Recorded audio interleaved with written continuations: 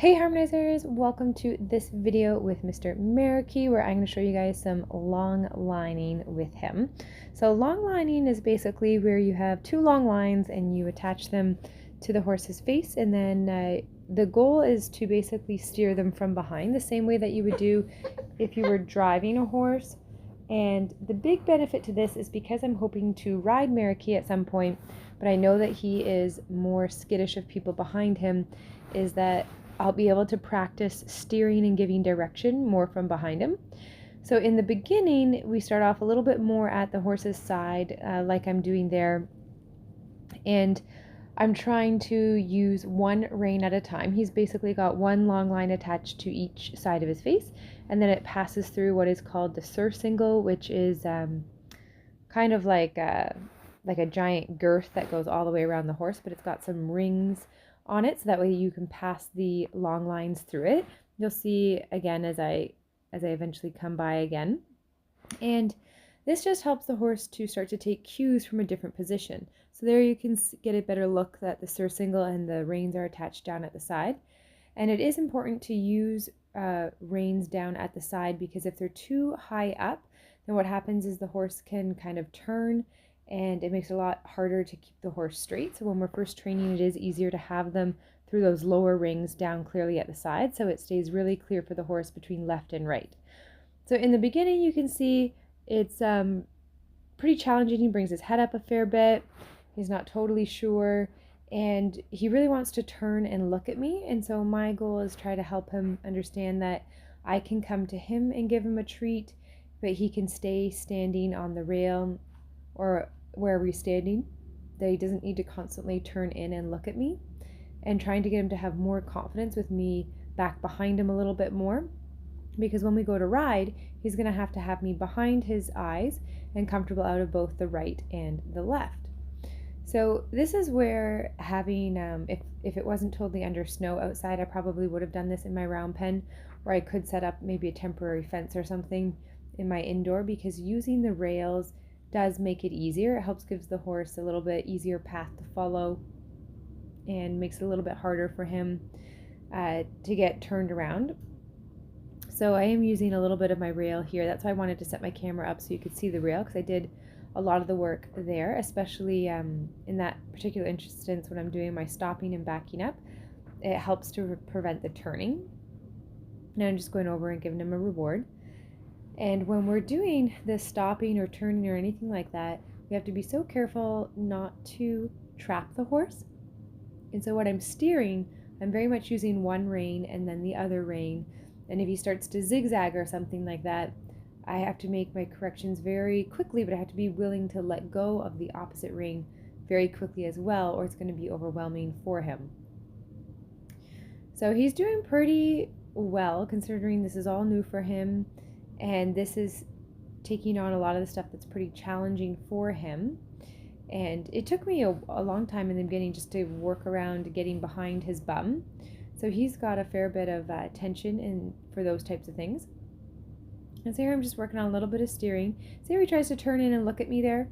So he's trying to turn in, and I'm using my left rein to try to get him to turn back left. And then you can see he gets startled and he kind of runs a little bit, and he's not really sure, because I ended up right behind his bum. And so that's just because he has to develop more trust when it comes to going behind his bottom like that, or his hind end. So he's done it again where he's turned to look at me. And so I'm applying a little bit of pressure on the right rein because I want him to turn right. So there he does, and he turns right. And even though I want him to turn right, like I was doing that so gently and patiently, but you can see he got very overwhelmed and still kind of ran off. So I ended up stopping the footage until he got back over at this end here. And then he went to kind of go run off again. So you can see I kind of held on to the reins, was able to stop him that time, and I held a little bit of pressure until he actually backed up off the rein. And Meraki never does anything mean to me. He's not a bad horse. He doesn't do anything bad at all. He just gets scared and he wants to run away. And that's a normal horse response. And so when he does things like that, I have to be able to keep my body so relaxed and calm and just kind of like, yeah, whatever, it's all right, it's no big deal. And I take that information of him, running off or getting overwhelmed and say, okay, like, I've got to recognize that and not progress too quickly or go on to too many more steps yet. We've got to work through this. But at the same time, just because a student is having difficulty doesn't mean that we're going to stop the exercise altogether. We just have to think, how can we help the horse or the student get through the exercise? And there you can see he figured it out. He stopped, he backed up a couple steps. So I come over and I give him a cookie. I want to reward him for doing good behaviors, or behaviors that I desire. I shouldn't say good, because what really makes a behavior good or bad is simply just whether or not it's something I desire him to do or not. So here you can see I'm trying to ask him to turn left, and he got overwhelmed again. He reared up a little bit because he wasn't sure how to handle that pressure. And then he tries to turn in and look at me again. So I'm going to end up trying to turn him around again in a second. And this is just one of the perks to being able to long line and have those, they're 22-foot lines that we attach to the horse. And we're still using the same halter points and everything. That's why I use the fusion halters that have the rings on the side, because you can still do all of this stuff with it. But so much better to work through a lot of this anxiety on the ground and teaching Meraki about long lining than if I were to get on his back and apply reins and try to stop or something like that. Chances are we're going to see those little bits of rears and things like that because he'll just be overwhelmed. So that's really why I'm doing this, is I'm trying to, like, I know that he is more of a horse that tends to be a bit on the skittish side. He worries a little bit more about people than the other Mustangs that I've had. And I want to do everything that I possibly can to make sure that our first ride goes super successfully. So I didn't go through all of these steps with Arwen or with Kaibu, and I don't do it a lot with the horses I start under saddle because I find it's unnecessary. But for whatever reason, Meraki has always been more terrified of people than my other Mustangs. And so I want to make sure I don't skip any steps, and that if there are steps I can take to help get even more confidence with him, then we're going to take those. So here he starts to get overwhelmed again, and he's just not sure how to handle that pressure, what to do with that pressure. What's good is this time I can get him stopped, and he yields to that pressure a little bit more. And you notice my whole body just stays super calm. You know, just because he has a reaction, he gets upset, he doesn't know what he's doing, doesn't mean that I need to overreact. And definitely no form of punishment whatsoever, because he's not being bad. He's not trying to be a mean horse. He's just a bit scared and a bit confused and doesn't know what's going on. And so I just want to try to be as gentle as I can with my hands to try to steer him in the direction where I want to go. And so I'm trying to make it clear for him. I want him to go follow down that rail there a little bit, and then offering lots of praise when he's figuring it out. It's more than just long lining what I'm teaching Meraki here. It's also about how to handle pressure and how to handle situations that are a bit worrisome, because that's going to happen when we start to ride. Is there's going to be situations where he feels worried or overwhelmed or doesn't understand, and it's important that he understands that he can just stop and breathe and back up. And there's no point to get all worried. There's no point to toss the rider, because I'm not doing anything mean to him. And I go over and I give him another little cookie there, try to help him understand that if you're getting it, you're figuring it out, then this is going to be a good deal for you. Now with him, he is more of a tense, nervous guy. So often the reward he's looking for isn't necessarily food. Sometimes he's looking for just comfort. But I want to be careful. Like some people have mentioned in other comments of videos about how they prefer just pressure and release, and what are you going to do if you don't have any cookies? And for me, I kind of see that the same as, like, well, do you use a mounting block to get on your horse?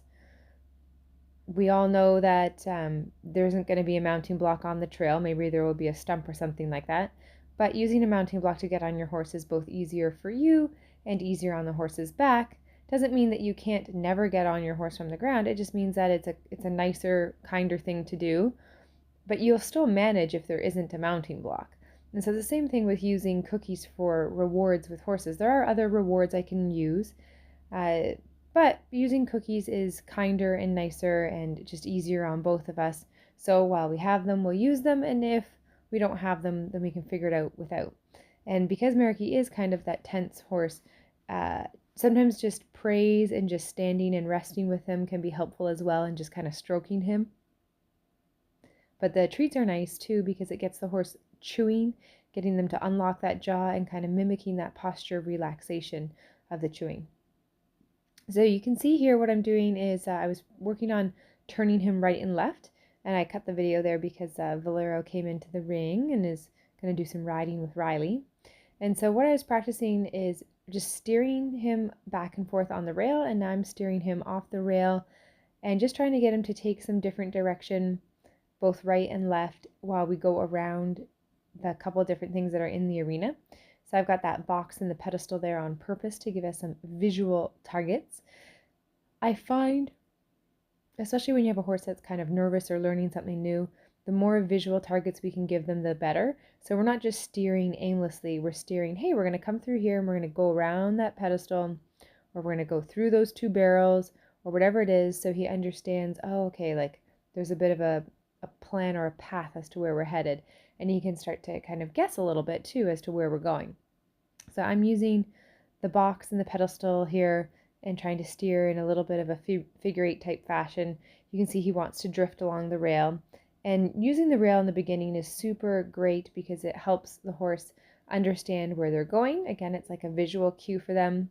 There you can see he got a little bit nervous as the rope got behind him there. But pretty soon we want to get off the rail because otherwise what's going to happen is the horse might get kind of stuck on the rail. So we want to do a little bit of both and make sure we stay progressive. And he did that really nicely. He's getting a little reward there. Give him some scratches on his neck, give him a cookie. And then we're off again. And when he goes trotting like that, I'm not necessarily asking him for trot, but I'm allowing the trot because I'm allowing him to move his feet. I don't want him to feel trapped. I don't want to always be saying no. And if he misinterpreted and had too much energy going out there and thought that I wanted trot, that's fine. We have to kind of pick our battles, so to speak. And I want to make sure when I ask him to stop that we can stop and we can back up, and I'll offer him some reward for that. But if he feels like he needs to go for a little trot, not the end of the world. Letting the horse move their feet sometimes is okay as long as he's not running off on me. That's the real key. So we're doing a little bit of steering here, and sometimes it gets a little bit confusing. So I just want to think about going slow and patient. And it's kind of a catch-22 because I have to use my right rein to turn him to go in the direction where I want to go. But if I pull that right rein too much, then what's going to happen is he's just going to turn and face me. So I'm holding the rein politely, and then I also have to be ready to catch with my outside rein. Meaning, so when I'm going in this direction to the right, I'm using my right rein to turn him right. But so he doesn't fully turn in and look at me, my left rein is actually ready. It's not holding contact all the time because that could be overwhelming to the horse, but it's ready to apply pressure if he starts to turn in towards me too much. So you definitely have to be kind of very good with the timing of your hands so that way you're not overwhelming him, and that when you're asking him to turn, you're able to get the turn that you want and not turn all the way around. Or like there when we did our little backup, if he starts to go crooked, I have to be ready with my right rein or my left rein to keep him straight while in that process. Otherwise, what's going to happen is he'll end up turning and face me. But anyways, I think he did a really good job there. So we're going to finish his session on that note. He learned about turning, stopping, backing up, and we definitely have more work to do because I'd like to be able to stand right behind him. But those are the first steps to long lining. Thanks for watching, guys.